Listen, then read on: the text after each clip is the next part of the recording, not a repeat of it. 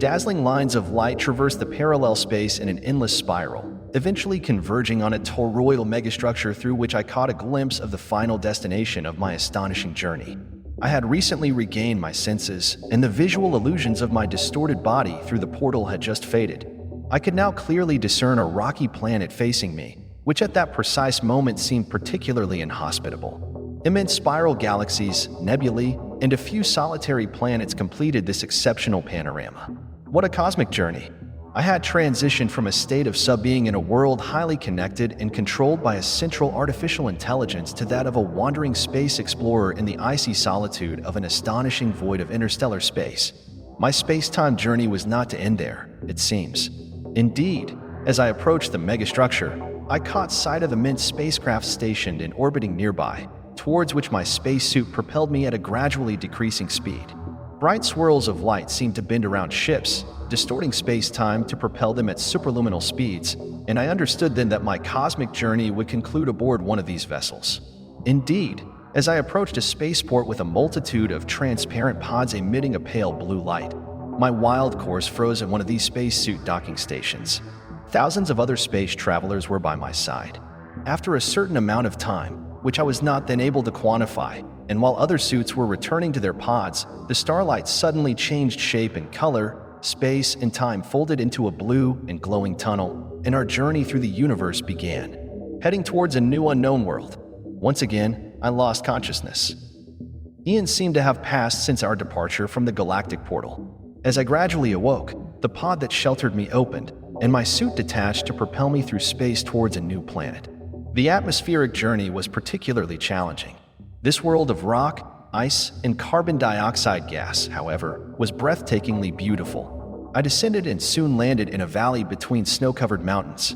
A sky of deep black, dotted with sparkling stars, hosted what seemed to be a bluish moon whose light faintly illuminated the surrounding landscape, while huge rocky structures roared in the absolute silence of fire and light flashes. I found other fellow travelers on the rocky path I undertook, and we traversed vast icy expanses before arriving at the first organized structure, the city of Candith. This planet was, without a doubt, particularly hostile to our forms of life, yet highly developed. Candith was splendid. Megalithic structures resembling gigantic skyscrapers, spaceports with numerous ships landing or taking off in an intoxicating dance all around us, an icy ground reflecting the pale lights of the sky. Such was the first vision of this city that we had. But this city also seemed to have suffered the ravages of destruction. Many structures were in ruins on Candith. Here and there, plasma flames consumed monuments, the ground was littered with rocks and debris, and one clearly felt in danger if one were to venture too long in this inhospitable world. I understood upon my arrival that this city would not be my ultimate destination but a step in my journey through space and time.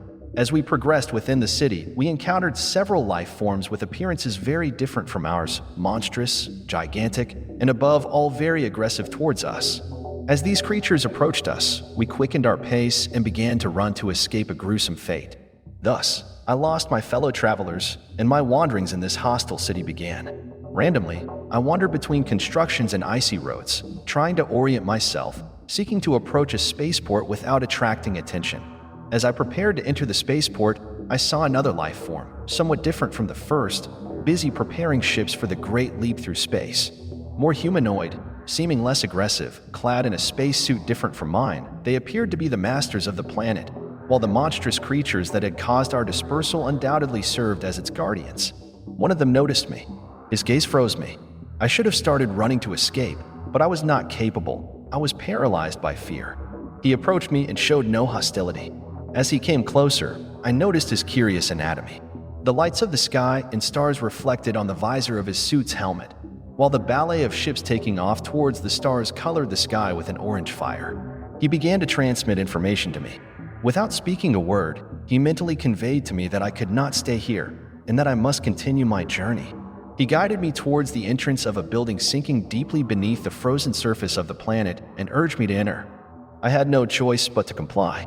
As I wandered through dark corridors, I noticed in the distance a strange blue-orange glow. I quickened my pace and entered a room of cyclopean dimensions, its walls adorned with a multitude of frescoes. Driven by curiosity, I began to decipher one of these frescoes. It depicted strange creatures traversing space to settle on a planet made of rock and water in order to extract minerals, while others reshaped the planetary landscape through terraforming to make it suitable for colonization. And yet others created different life forms, instruments of their works. The appearance of these created life forms stunned me. They were in my image, without a doubt. As I turned to contemplate the thousands of other frescoes I had yet to decipher, I noticed behind me a glow approaching rapidly. It was the wall of the room closing in on me, and my living space was dangerously diminishing. I began to run towards the blue-orange light facing me, narrowly escaping being crushed. I entered a vast hall whose colored light of deep blue and flashes revealed two perpendicular toroidal structures, a plasma well topped with an arch resembling a portal. Approaching the well, I saw intense light swirling in arcs, and a holographic projection soon faced me. It was a woman of my species. She stood there before me, seeming to have awaited me for ages. She had familiar features, brunette with azure eyes, not wearing a spacesuit but clothes I had never seen before, of a luminous electric blue. I felt an immediate connection with her. I was at ease, and my fear faded away. I don't know what came over me, but I removed the helmet of my spacesuit, and as I realized my fatal mistake and prepared to succumb to the lack of breathable atmosphere, I noticed that this room, whose walls had been sealed by the movements of the previous room's wall, now contained an atmosphere compatible with my physiological needs.